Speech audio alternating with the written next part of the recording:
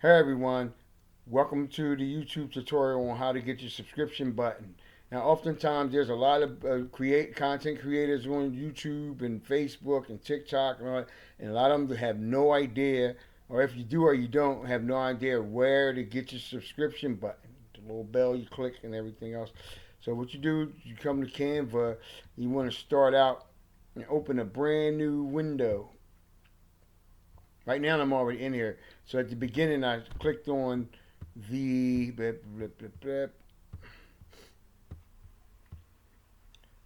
right here you have shorts, YouTube videos, YouTube thumbnails, and you have a whole bunch of other things you can do. So according to what you're trying to do, you're trying to upload something from your files on your computer, you want to click on this here. But right now we're not doing a short, we're just going to do a YouTube video. Click on that so you start fresh. Wait till the window open up. What I always do is I add another window. I'll add another feature because I'm going to be adding something else there to go into it. So what you want to do is click on elements, and here right now you can see the subscription buttons. And right now I'm going to click on, no, I don't want the like one. I'm going to click on subscribe. Where is that? Come on. Come on. There you go, subscribe. I have my subscription button here. This is how you get it. Go to Canva and go to the home screen. Make sure you click the size of the video that you're working on. If you want to do a short, you're going to click on the short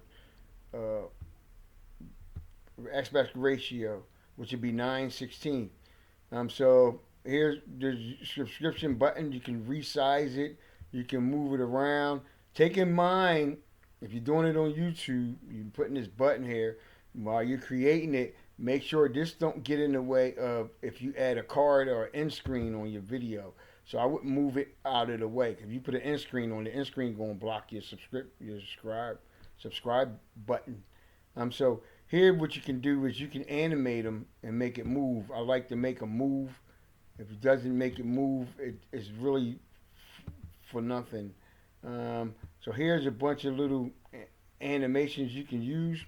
Just hover over one of them, and it'll show you exactly what, give you a little sample of what it's going to do. And I always like to choose this one. Okay, it just comes into the screen. So let's choose that. Then what you can do is I like to put that up front. Really, I don't know what happened to it, but anyway. So, oftentimes you can add a sound effect to it. And right now it's playing. It just comes into the screen. You don't hear anything. So how you do that and make that have some type of sound, I always go into here and you go click on audio.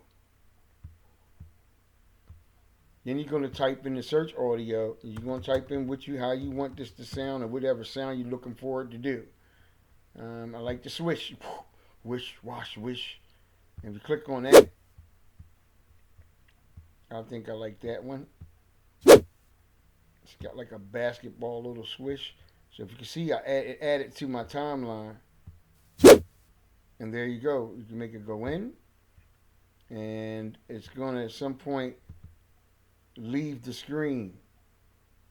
And well, I didn't do that here. So what I'm going to do is add another window. It should leave the screen. There it goes.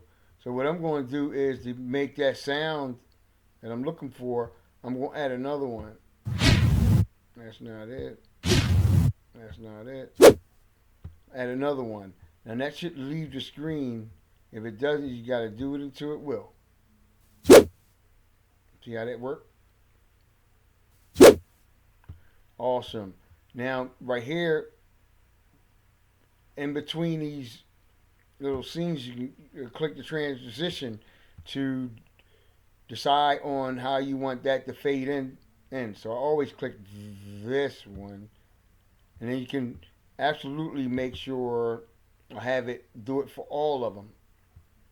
You just pull this little bar down and ask it to apply between all pages. Yes, I know some of you see this right here saying something about last payment paid, but I failed. I did pay it. I don't know what's going on with them. I called them. They said keep refresh the screen or something. I don't know. I paid for it. Here you go. So this is what the transition is going to come into each other. Just made that sound. It's a little late, probably because I stayed off of the video for a minute. But what I'm going to do is I'm going to move that because I just went to Anyway, got your subscription button there. It's coming in. I'm gonna move this here. Alright, we're gonna ruin that. They're gonna ruin that for me. Alright, so all you gotta do is line it up the way you like it. That's not right where I wanted it. So I guess I put it right at the beginning. That looks good to me. Now the next one should be, sometimes you gotta make sure the arrow in order to move it in the right place.